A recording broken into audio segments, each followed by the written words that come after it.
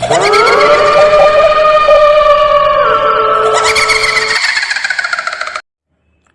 दोस्तों, स्वागत है आप सभी का एक और नई वीडियो में। आज मैं आप सभी के लिए लेके आ गया हूँ एक बेहद ही अजीब और डरावनी घटना। एक ऐसी घटना जिसे सुन के आपके शरीर के रोंगटे खड़े हो जाएंगे। तो चलिए दोस्तों, शुरू करते हैं वीडियो। मुझे नहीं पता कि मुझे ये सब कहाँ से बताना चाहिए। मेरे लिखते हुए भी हाथ काँप रहे हैं। मैं अपना डर कंट्रोल नहीं कर पा रही हूँ। ये लिखते हुए मैं लगातार भगवान शिव का नाम ले रही हूँ। सच कहूँ आपसे तो मैं बेहद डरी हुई हूँ। मेरे साथ ये जो भी हुआ है इस कारण से। आप हो सकता है मुझे कुछ भी समझो या फिर इसे किसी भी वे में लो, लेकिन जो मेरे साथ हुआ है वो आप जानोगे तो आप भी हैरान हो जाओगे।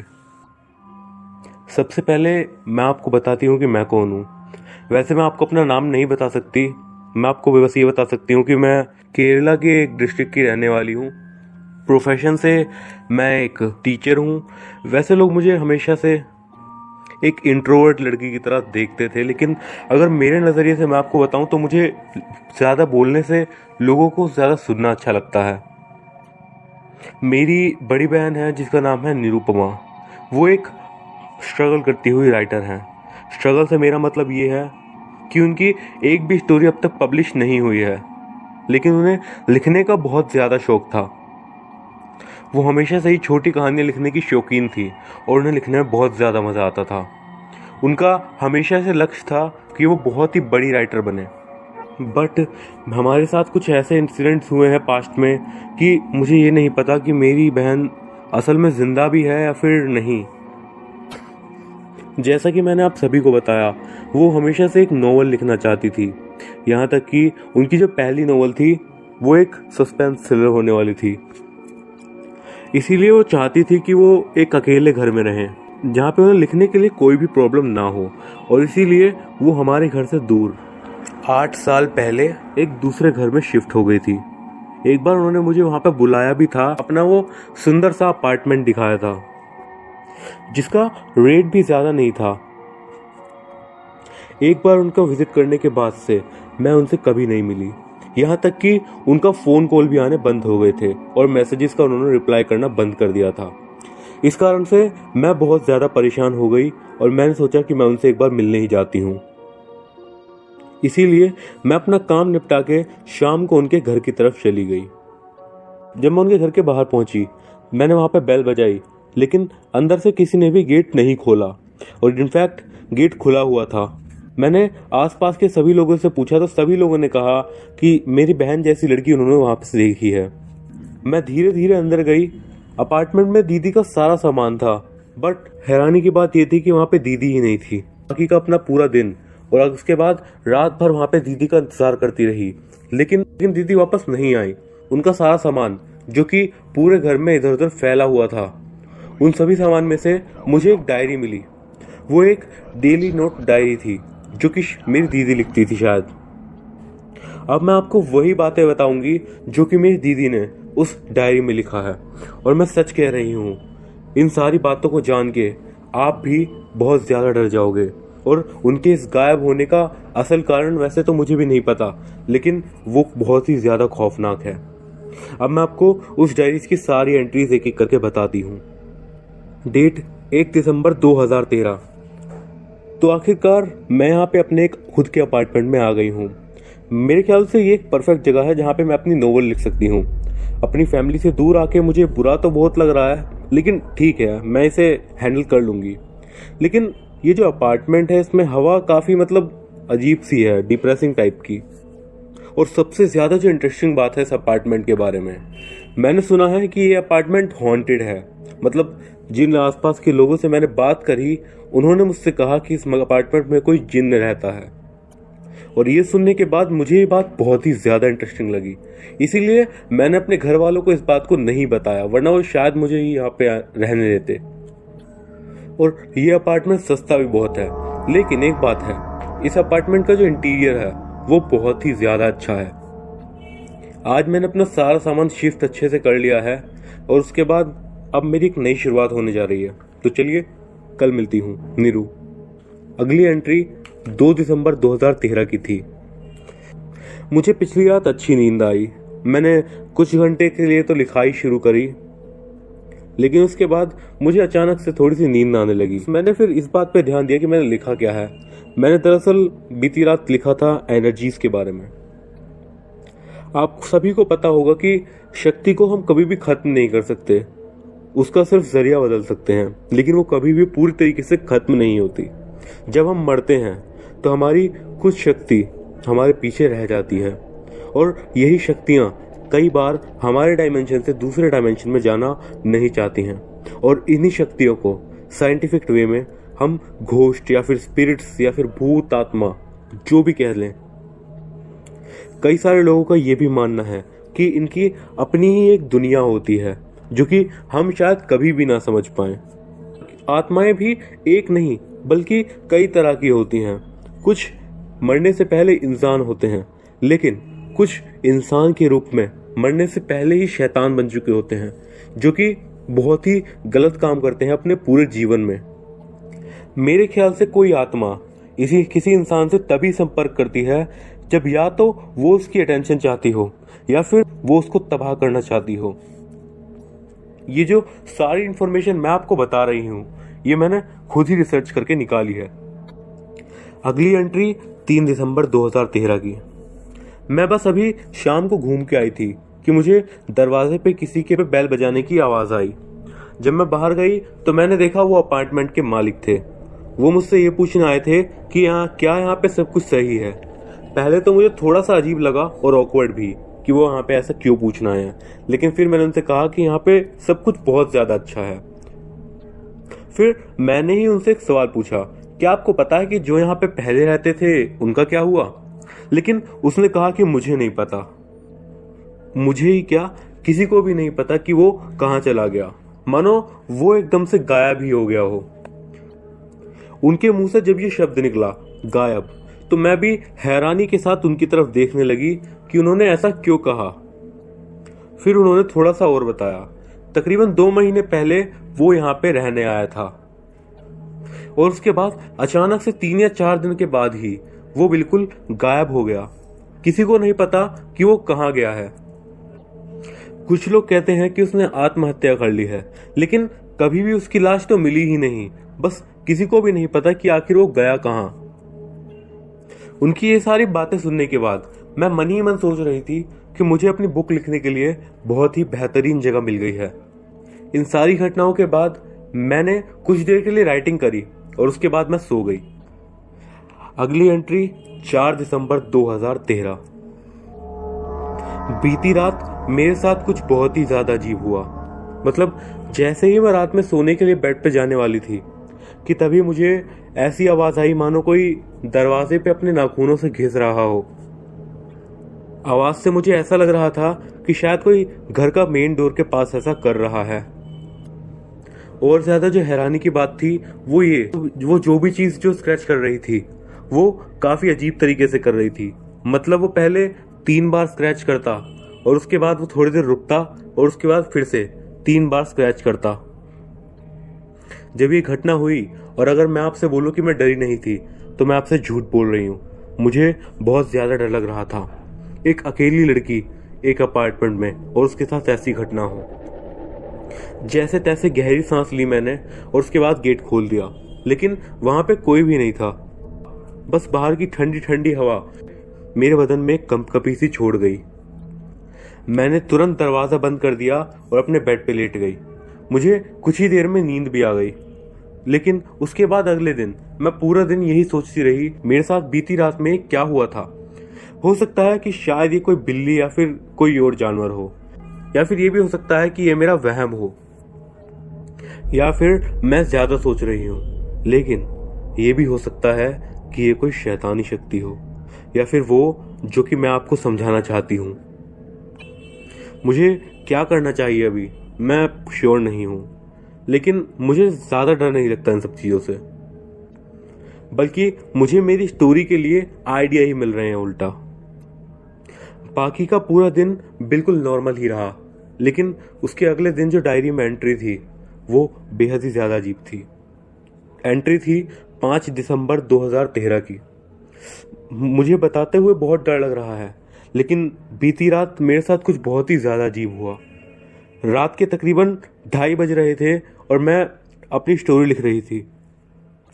वैसे मैं इतना लेट तक कभी नहीं जागती हूँ, लेकिन बीती रात मुझे इस बात की एक्साइटमेंट बहुत ज़्यादा थी कि मैं अपनी कहानी का एक भाग पूरा कर चुकी थी। लेकिन मेरी ये जो खुशी थी, ये बहुत ही जल्द डर में बदल गई।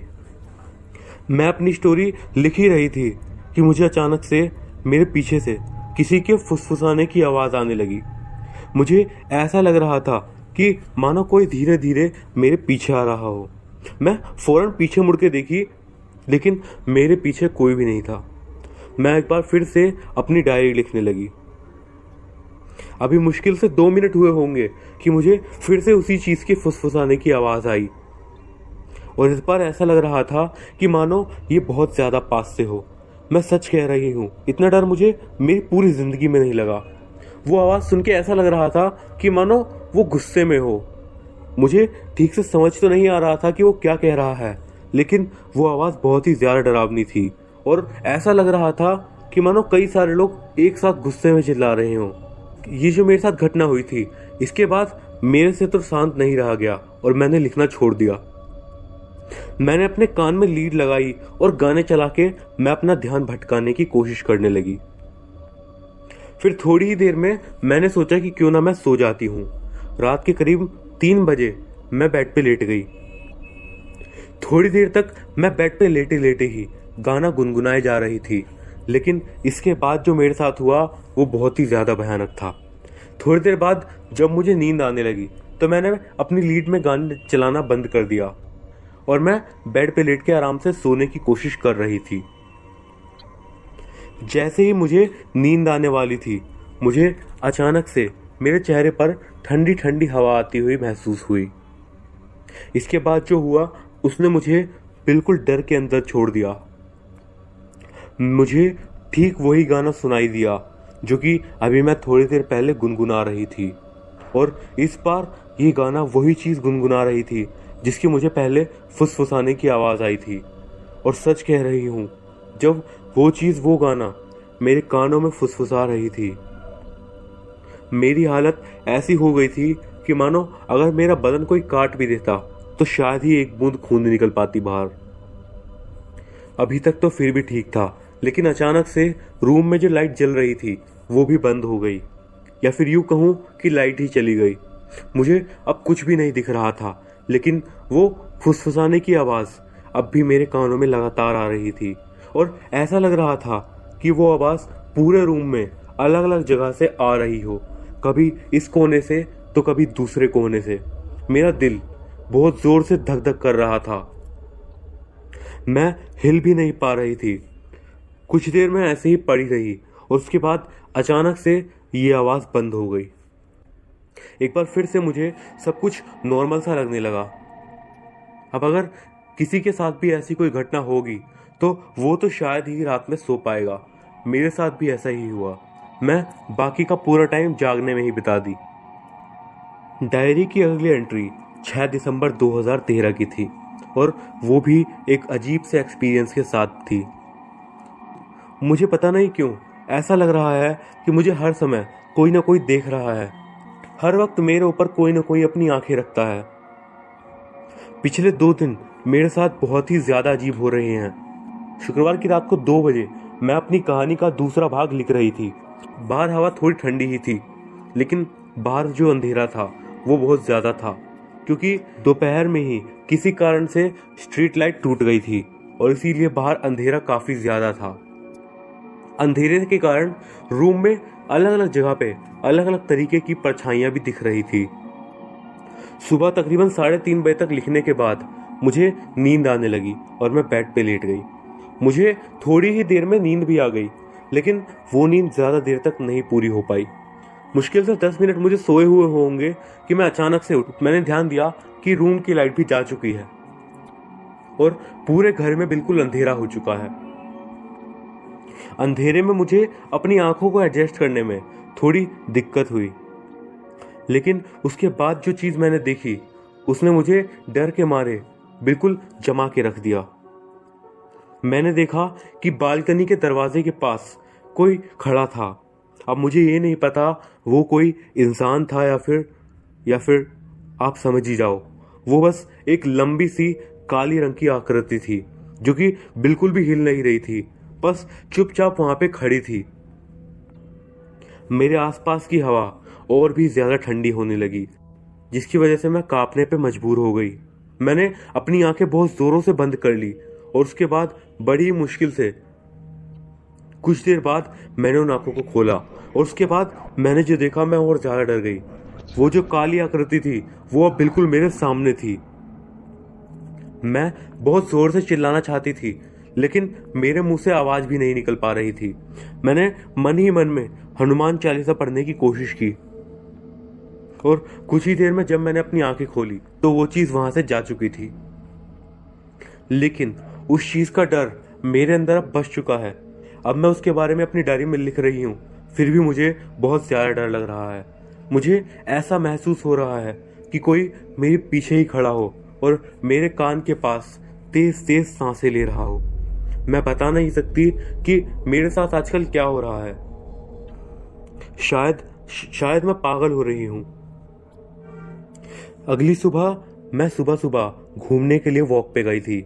बाहर हवा ठंडी ही थी, लेकिन क्योंकि सर्दियों का मौसम चल रहा था इसीलिए कोहरा बहुत ही ज्यादा था। मैं कान में लीड लगाए हुए आगे बढ़ी जा रही थी।